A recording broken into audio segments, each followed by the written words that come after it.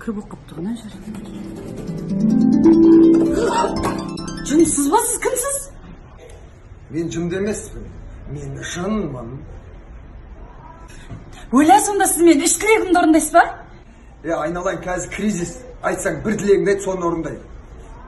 Онда бар ғой маған ше 24 чекем беріңізші. Қызы, сен 24 чекемге мен ақшам жетпейді. Тілейсің ба, нормальный тілек тіле. Онда бар ғой мен әлемдегі ең сұлу, ең әдемі, красавица қылыңызшы.